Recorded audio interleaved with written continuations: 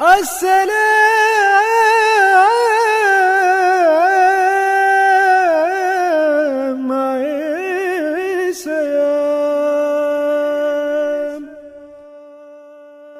المبارک کا خصوصی پروگرام شمع رسالت کے پروانے۔ اصحاب رسول صلی اللہ علیہ وآلہ وسلم وہ عظیم ہستیاں ہیں جنہوں نے تبلیغ و ترویج اسلام کے لیے اپنی زندگیاں وقف کر دیں۔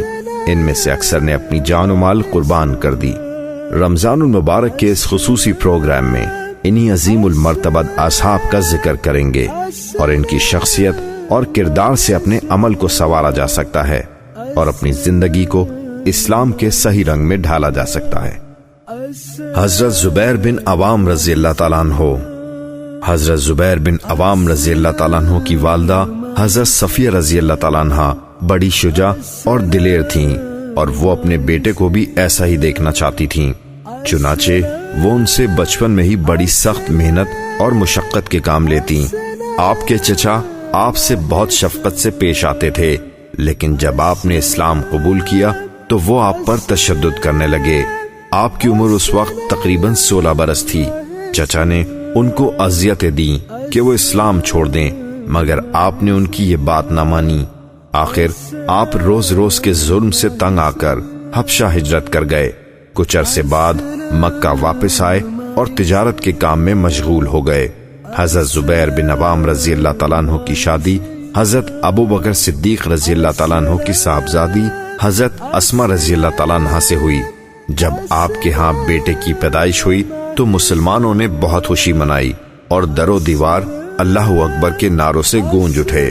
قصہ یہ تھا کہ اس بچے یعنی عبداللہ بن زبیر کی پیدائش سے پہلے کافی عرصے سے ہجرت کرنے والے مسلمانوں کے گھر بیٹا پیدا نہیں ہوا تھا، اور یہودیوں نے یہ مشہور کر دیا تھا کہ ہم نے مسلمانوں کی نسل ختم کرنے کے لیے جادو کر دیا ہے۔ چنانچہ آپ کی پیدائش سے یہودیوں کی بڑی سبکی کا سامنا کرنا پڑا۔ حضرت زبیر بن عوام رضی اللہ تعالیٰ عنہ نے بچپن میں اپنے والد سے عسکری تربیت بھی حاصل کی تھی۔ اسی بنا پر آپ غزوات میں بھی شریک رہے اور اپنی بہادری کے جوہر دکھائے۔ غزوہ بدر میں آپ کی تلوار نے ایسے جوہر دکھائے کہ اس میں داندنے پڑ گئے۔ اس جنگ میں آپ نے اپنی برچھی سے دشمن کے کئی بہادروں کو موت کے گھاٹ اتارا۔ جنگ ختم ہونے کے بعد حضور پاک صلی اللہ علیہ وآلہ وسلم نے ان سے یہ برچھی مانگ لی اور آخر دم تک اپنے پاس رکھی۔ غزوہ خندق کے موقع پر مشرکین نے 3 ہفتے تک مدینے کا محاصرہ کیے رکھا۔ اسی دوران میں ان میں سے عبداللہ نامی شخص نے باہر نکل کر مسلمانوں کو للکارا کہ کون مقابلے کو آتا ہے۔ حضرت زبیر بن عوام رضی اللہ تعالیٰ عنہ یہ للکار سن کر نکلے اور ایک ہی وار میں اس کا کام تمام کر دیا۔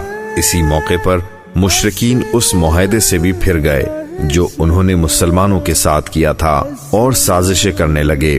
جب حضور اکرم صلی اللہ علیہ وآلہ وسلم کو علم ہوا تو آپ صلی اللہ علیہ وآلہ وسلم نے اصحاب سے فرمایا کہ بنو قریظہ کے بارے میں کون معلومات فراہم کرے گا، تو حضرت زبیر بن عوام رضی اللہ تعالیٰ عنہ نے اپنی خدمات پیش کیں اور معلومات حاصل کر کے آئے۔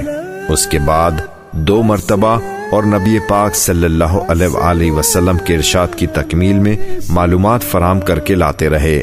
اس پر نبی اکرم صلی اللہ علیہ وآلہ وسلم نے فرمایا، ہر نبی کا ایک حواری ہوتا ہے اور زبیر میرے حواری ہیں۔ حضرت زبیر بن عوام رضی اللہ تعالیٰ عنہ کی نوجوانی کا واقعہ یہ ہے کہ ایک مرتبہ یہ افواہ پھیل گئی کہ دشمنوں نے حضور پاک صلی اللہ علیہ وآلہ وسلم کو گرفتار کر لیا ہے یا ان پر حملہ کر دیا ہے۔ آپ یہ سنتے ہی گھر سے تلوار لے کر نکل کھڑے ہوئے اور نہایت تیزی سے بھاگتے ہوئے حضور اکرم صلی اللہ علیہ وآلہ وسلم کی رہائش گاہ پہنچے اور آپ صلی اللہ علیہ وآلہ وسلم کو سلامت دیکھ کر ان کو اطمینان ہوا۔ حضور اکرم صلی اللہ علیہ وآلہ وسلم کے دریافت فرمانے پر آپ نے ماجرا سنایا تو آپ صلی اللہ علیہ وآلہ وسلم نے دعائے خیر کی۔ حضرت زبیر بن عوام رضی اللہ تعالیٰ عنہ کے پاس تجارت کا مال لانے لے جانے کے لیے تقریباً 1000 غلام کام کرتے تھے۔ وہ جو منافع کما کر لاتے تھے آپ اس کا بڑا حصہ اسی وقت صدقہ کر دیا کرتے۔ حضرت زبیر بن عوام رضی اللہ تعالیٰ عنہ حضرت علی رضی اللہ تعالیٰ عنہ کے زمانے میں ایک جنگ سے واپسی پر نماز پڑھتے ہوئے شہید کر دیے گئے۔ حضرت زبیر بن عوام رضی اللہ تعالیٰ عنہ بھی ان صحابہ میں شامل ہیں جنہیں زندگی میں ہی جنت کی بشارت دی گئی۔ السلام